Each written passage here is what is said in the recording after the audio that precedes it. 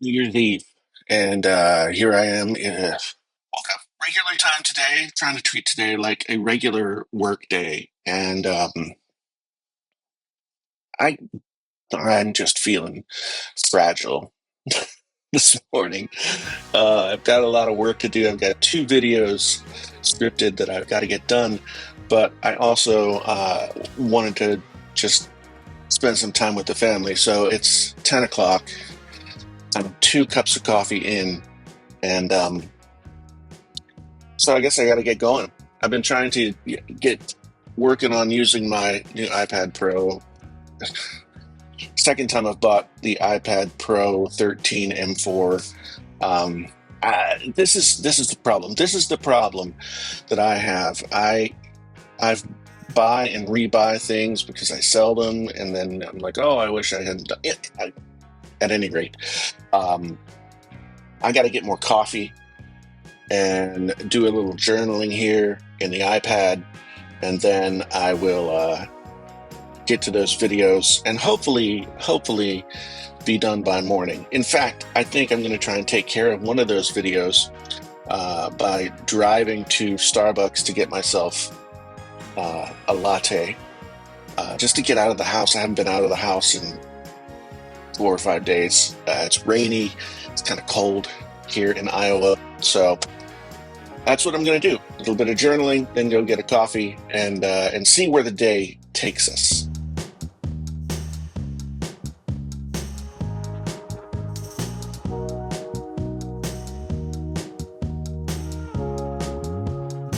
So if you're curious what I was doing, I try and do this every morning. I don't do a very good job of it, but I try and write longhand at least a couple of pages. I set a timer for 10 minutes. That's sort of a modified morning pages thing. If you're not familiar with the art of The Artist's Way by Julia Cameron, it's something that she talks a lot about, and it's like the foundation of her system of becoming a more productive and active artist. Anyway, so I try and do that every day. I spent 10 years where I did it every day for 10 years. And barely missing a day. I've found in recent years that I haven't had the same kind of willpower when it comes to stuff like this, so I'm trying to get better at it. And so I try and sit down here. But interesting note here in using the iPad, I I found that when using the Apple Pencil, my thumb kept getting numb, going to sleep. So I'd have to shake it out. And maybe it's the angle here, maybe it's the height, I don't know. But it didn't happen with like my books, Note Air 4C. I've got my books Note Air 4C here, and when I was writing on the e-ink tablets, that didn't happen. I also found that I was like pressing down really hard. So maybe I still don't have this whole like writing on a device thing totally figured out, but we shall see.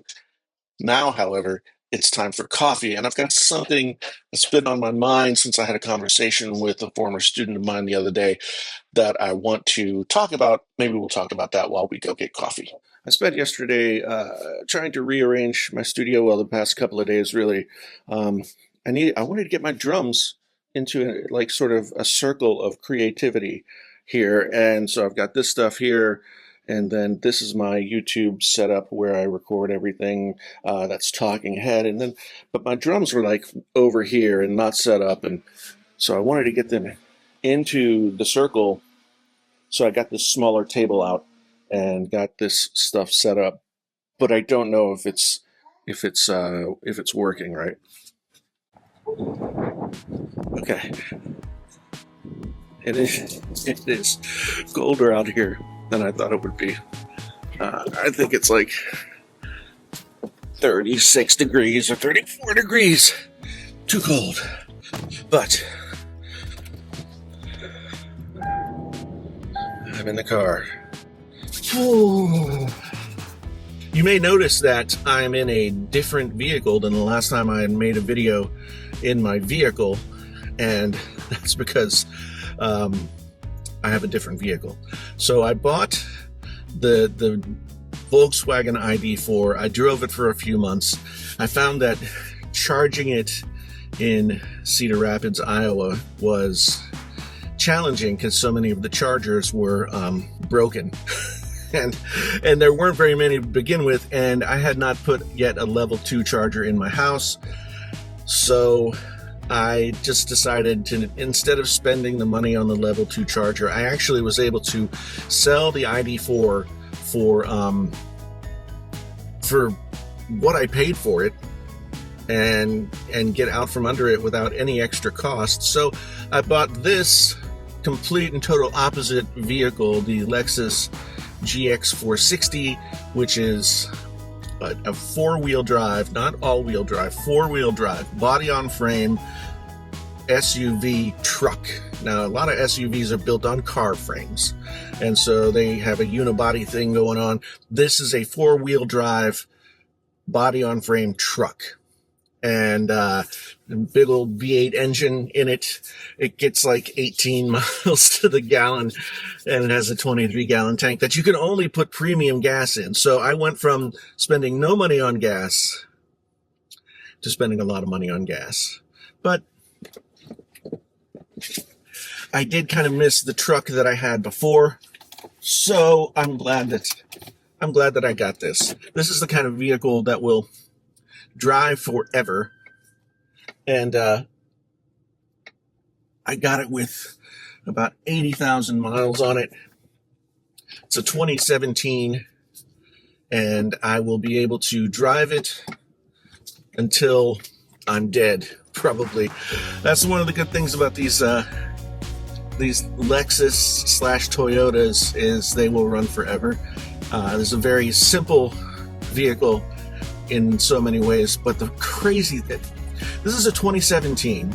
The interior looks like it's from like 2010, and it kind of is, because Lexus just like has never changed the interior of these cars until 2022. They released a new model, so here we go. It's got sort of some luxury accoutrement. It's got some luxury features to it, but it also is like very, very basic.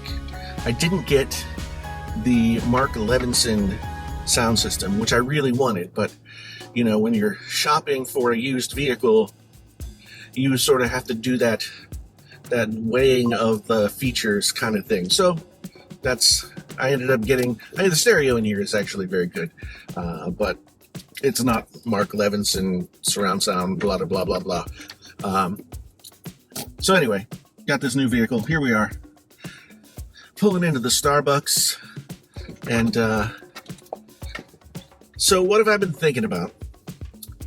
I had a conversation with my former student and friend, John, the other day on Facebook Messenger about Apple, and how Apple had, kind of like done the whole killing of the headphone jack thing on purpose. And I talked about this years ago. I mean, we've been having this conversation since 2017, really, when they took the headphone jack off of the iPhone. But the plans didn't really become clear until they came out with the AirPods. And the AirPods sort of made it abundantly clear. Hold on, I got to order. So, talking to my friend John about the death of the headphone jack and how Apple kind of engineered the entire thing so that they could sell headphones. And it's true. It's true. When they bought Beats, clearly they had a plan, right? Clearly they understood what they wanted to do. They wanted to take away the headphone jack, and they wanted to create these headphones that we would have to buy because they took away the headphone jack. And for several years, it made me really, really mad because I don't want to have to be forced to do these kinds of things, right? I don't want to have to be forced.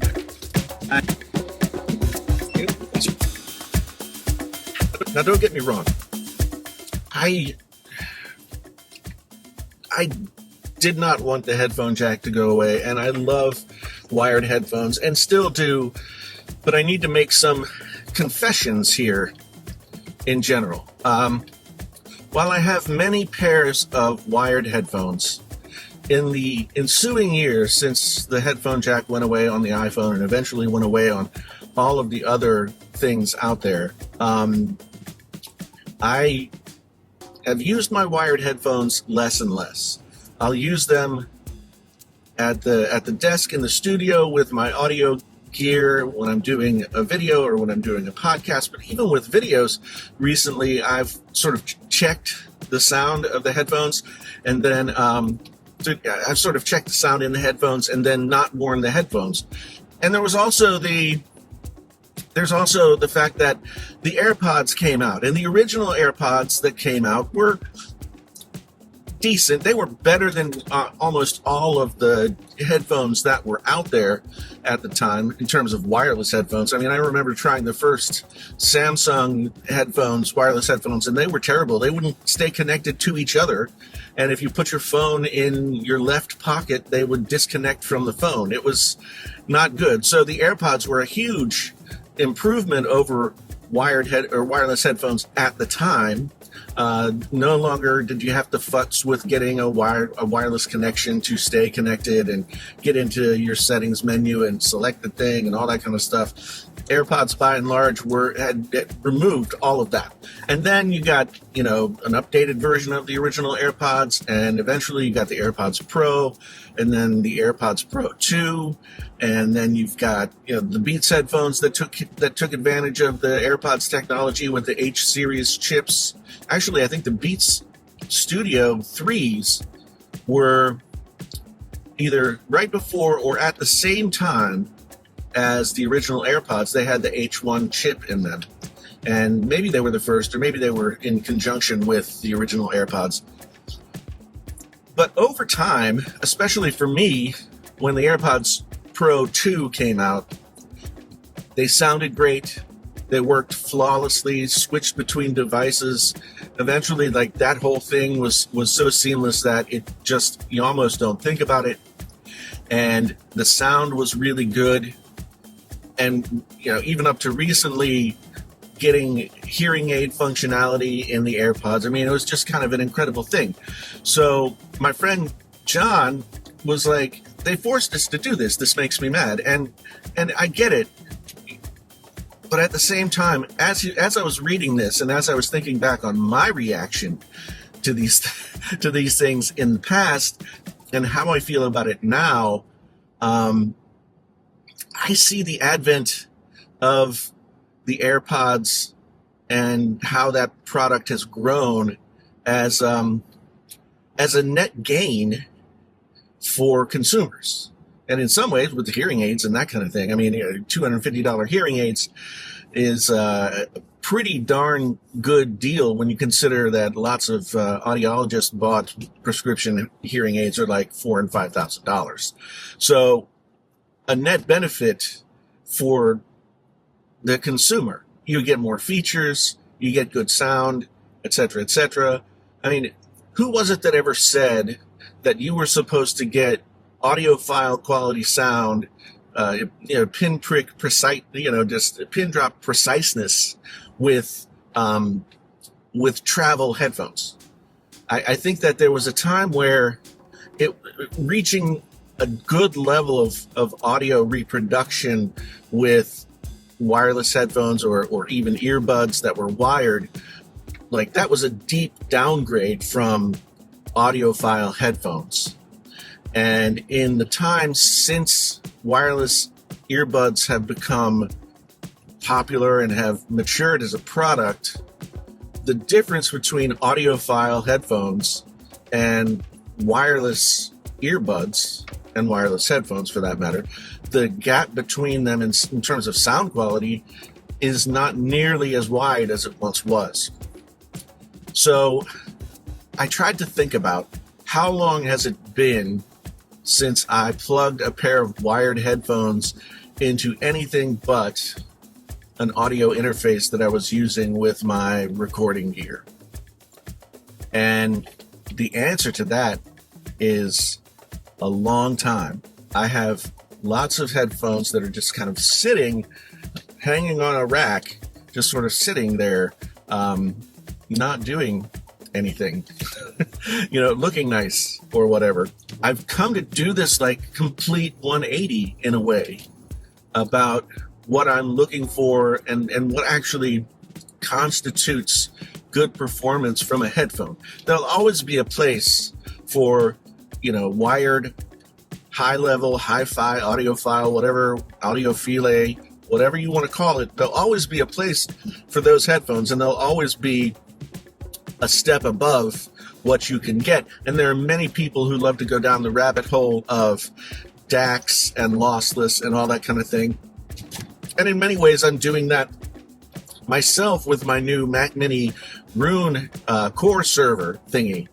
But at the same time, I don't feel like I'm really missing out if I just throw my AirPods on and listen to something casually. It's different than it used to be. So I guess my question is, the sort of thought process of this vlog is, how do you feel the same way? Do you feel like headphones have sort of turned this corner where wired headphones have still a place in the market, but aren't maybe nearly as desirable for a larger group of people as they once were in terms of audio performance, and you would forego the sort of inconvenience of having wires all around you and potentially getting wrapped up in them while you're traveling or whatever?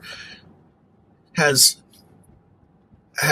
that sort of diminished in time, and now wireless headphones, whether they be over the ear or earbuds like the AirPods, have they become good enough for the majority of people, even people who are maybe like casual hi-fi enthusiasts? Have they become good enough that no one really cares anymore about the headphone jack?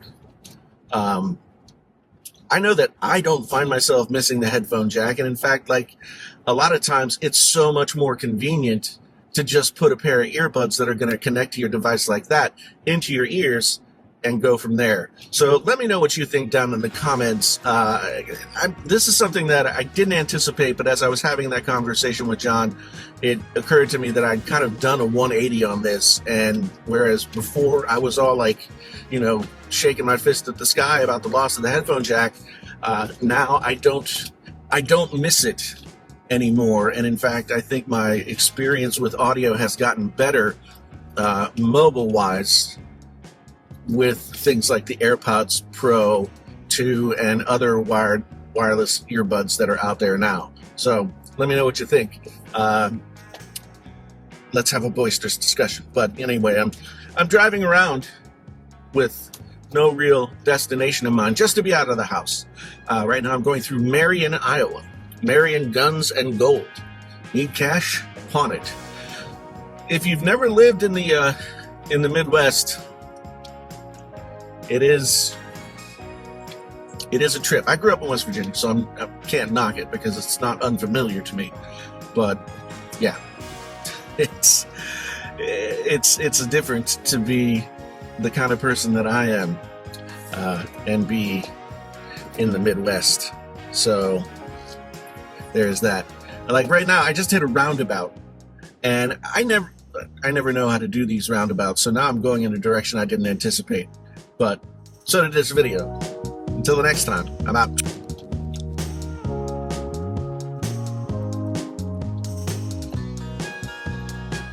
Oh yeah, and by the way, Happy New Year. Here's looking at 2025.